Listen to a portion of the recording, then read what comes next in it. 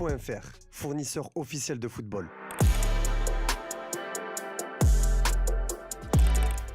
Salut à toutes et à tous et bienvenue dans ce premier JT Foot Mercato de la semaine. On commence avec l'Olympique de Marseille qui va vivre une semaine agitée. Ça va commencer fort avec le retour de Pierre-Emerick Aubameyang attendu mardi soir à Marseille. Libre après la rupture de son contrat avec Al-Qadsia, l'attaquant gabonais va s'engager avec l'OM jusqu'en 2027 comme on vous l'a révélé. Il passera sa visite médicale mercredi avant officialisation de son transfert. L'attaquant de 36 ans voudra sûrement rééditer ses prestations de la saison 2023-2024 où il avait inscrit 30 buts en 51 matchs, toutes compétitions confondues. Retrouver ce niveau de performance semble toutefois compliqué pour lui puisqu'il ne devrait avoir qu'un rôle de joker de luxe au sein de l'effectif olympien. Les départs de Quentin Merlin et Valentin Rongier vers Rennes ont eux été confirmés, mais concernant ce dernier, les supporters rennais s'opposent fermement à l'arrivée de l'ancien Nantais. Récemment, des images et vidéos du joueur se moquant du stade rennais sur les réseaux sociaux ont refait surface. Le communiqué du Roazhon Celtic Cop est donc cinglant. C'est avec une certaine stupeur que nous avons appris le probable recrutement de Valentin Rongier au sein de l'effectif du stade rennais. Entre ses piques enfantines sur les réseaux sociaux et ses déclarations dans les médias, dans lesquelles il affirmait ne jamais pouvoir signer au stade rennais car il représente son club ennemi et juré de rester nantais à jamais, Valentin Rongier n'a, à nos yeux, aucune légitimité pour porter nos couleurs. Au-delà du joueur, c'est la direction du club que nous pointons du doigt. Comment ne pas souligner l'hypocrisie flagrante de ceux qui, il y a quelques semaines encore, organisaient un week-end autour de l'identité rouge et noire, pour aujourd'hui envisager l'arrivée d'un joueur qui incarne tout le contraire. En matière d'identité, de cohérence et de respect du peuple rouge et noir, nous attendons mieux. Ce recrutement serait pour nous un affront s'il aboutit et nous ne pourrons l'accepter, en tout cas les termes sont dits. On a des nouvelles de Chancel Mbemba, libre depuis son départ de la cité phocéenne. Le défenseur n'a toujours pas trouvé chaussure à son pied et pour cause, le défenseur de 30 ans se montre particulièrement exigeant avec les clubs qui tentent de l'approcher selon nos informations. Désireux de miser sur des joueurs d'expérience, le Paris FC avait coché son nom et serait prêt à lui offrir un salaire très confortable, mais comme souvent avec le natif de Kinshasa, il va falloir se montrer patient. À 30 ans seulement, le défenseur aux 85 sélections et 6 buts avec l'équipe du Congo veut se laisser toutes les options ouvertes et voir quels sont les clubs susceptibles de prendre contact avec lui d'ici les prochaines semaines, que ce soit en Europe ou au Moyen-Orient. On continue à l'OM avec la direction phocéenne qui aimerait rajouter un élément d'expérience en défense malgré l'arrivée de Medina en provenance de Lens. Comme on vous l'a révélé, l'OM surveille de près Loïc Badé, mais la course à la signature du défenseur de Séville s'annonce acharnée. Le club andalou réclame 30 millions d'euros pour son joueur qui est grandement courtisé et en première ligue, Bournemouth, Sunderland et Aston Villa le suivent. En revanche, nous pouvons vous confirmer que l'intérêt de Tottenham n'est pas d'actualité. Toujours en France, l'OL va recruter le fils d'une légende du football mondial. Selon les informations du Télégraphe, l'Olympique Lyonnais serait en très bonne position pour finaliser la venue du défenseur néerlandais Ruben Kluivert, actuellement sous contrat avec Casa Pia en première division portugaise. Fils de la légende Patrick et frère de Justin, Ruben s'est illustré comme un titulaire indiscutable au sein de son club. Pour l'Olympique Lyonnais, ce recrutement est un pari sur l'avenir en misant sur un jeune profil expérimenté tout de même et en pleine ascension. Après sa belle saison, Strasbourg se fait attaquer pour ses meilleurs éléments. Sous contrat jusqu'en 2029 avec Strasbourg, Diego Moreira est un joueur courtisé et ce lundi, la Gazzetta dello Sport évoque un fort intérêt de l'Atalanta Bergame. Ça fait quelques semaines que la DA le drague, mais l'écurie de Serie A a intensifié ses efforts pour signer cet élément prometteur dont la polyvalence et les capacités physiques sont appréciées en interne. Selon le journal au papier rose, il faudra aligner 20 millions d'euros et négocier avec Strasbourg et plus largement Chelsea et Blueco pour le recruter. Relégué en Ligue 2, Montpellier va chercher à se débarrasser de ses gros salaires et en ce sens, Benjamin Lecomte est en instance de départ. Selon nos informations, l'ancien gardien de l'AS Monaco, sous contrat jusqu'en juin 2027, va rejoindre Fulham en Angleterre.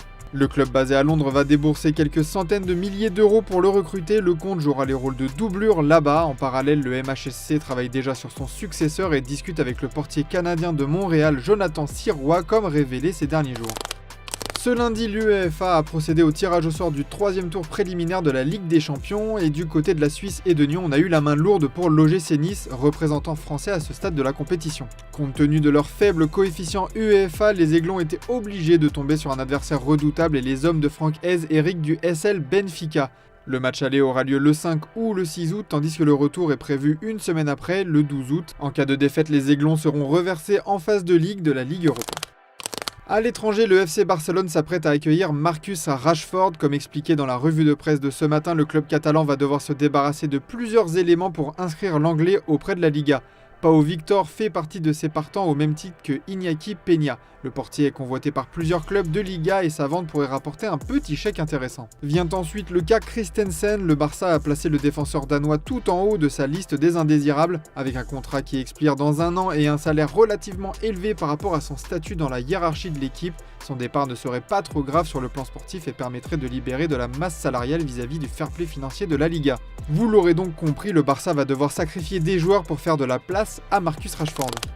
Manchester City continue sa révolution. Malgré déjà 150 millions dépensés sur Ait Nouri, Nipan, Cherki et Reinders, le club mancunien ne compte pas s'arrêter là. En effet, les Sky Blues ont choisi le remplaçant d'Ederson qui s'apprête à poursuivre sa carrière à Galatasaray. Comme on vous l'a révélé il y a plusieurs mois, Diogo Costa du FC Porto est dans le viseur de Pep Guardiola. Le média portugais MyFootball explique que la formation anglaise prépare une offre de 60 millions d'euros pour le Lusitanien. Les dirigeants de Manchester City ont déjà sondé son entourage et veulent agir vite pour éviter que d'autres clubs puissent s'engouffrer dans la brèche et se l'offrir avant eux. Le gardien de 25 ans a une clause libératoire de 75 millions d'euros alors que son bail à Porto expire en 2027, négociation en cours.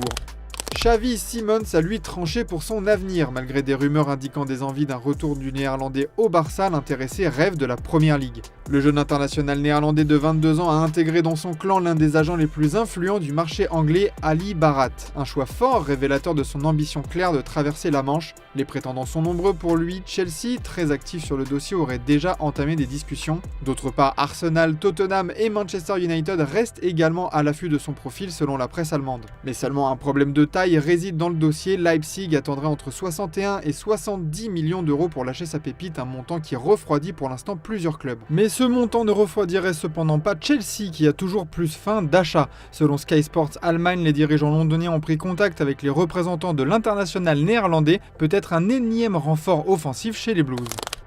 Du nouveau dans l'interminable feuilleton Victor Gyökeres. Annoncé à Arsenal avec insistance, le Suédois est pour le moment toujours coincé au Sporting qui se montre intransigeant. Interrogé au sujet du mercato lors de la tournée des Gunners à Singapour, Mikel Arteta a répondu sur la rumeur Gyökeres. « Je ne peux pas faire de commentaires sur un joueur qui ne fait pas encore partie de notre équipe. Quand nous aurons quelque chose de concret à dire sur un joueur, nous le ferons. Pour l'instant, nous nous concentrons sur les joueurs que nous avons. Je suis très satisfait de ce que j'ai vu ces 15 derniers jours », a-t-il déclaré dans des propos relayés par Abola. On passe aux officiels du jour et on passe du côté de la Roma qui vient d'annoncer l'arrivée de la pépite marocaine Naïl El Ainaoui pour 5 saisons en provenance du RC Lens. Une très jolie vente de la part du club lensois qui récupère 25 millions d'euros dans l'opération. Ce transfert a été officialisé via le communiqué du club lensois qui a souhaité un bon départ à son désormais ancien élément. Le Napoli a officialisé la signature du défenseur central néerlandais de 26 ans Sam Beukema. Il arrive en provenance de Bologne contre 31 millions d'euros hors bonus. Une nouvelle recrue de poids pour Naples après Kevin De Bruyne, Noah Lang ou Lorenzo Luca, on se donne les moyens d'aller chercher le doublé dans le sud de l'Italie. Federico Chiesa se rapproche d'un départ de Liverpool. L'Italien a appris la mauvaise nouvelle, il n'a pas été convoqué par Arne Slot pour le stage de pré-saison avec les Reds. Le joueur de 27 ans qui a connu une saison frustrante en Angleterre espère désormais un rebond en Serie A, un championnat qu'il connaît bien puisqu'il a déjà joué à la Fiorentina ou à la Juventus Turin. On aurait pu le mettre dans les officiels, mais l'arrivée de Gonzalo Borges à Feyenoord est tellement insolite qu'on a décidé d'en faire notre image du jour. Recruté en provenance du FC Porto contre 11 millions d'euros, l'attaquant a tout simplement débarqué en hélico devant son nouveau public. Je vous laisse mater ça, très belle soirée à vous, à demain pour de nouvelles vidéos sur Foot Mercato.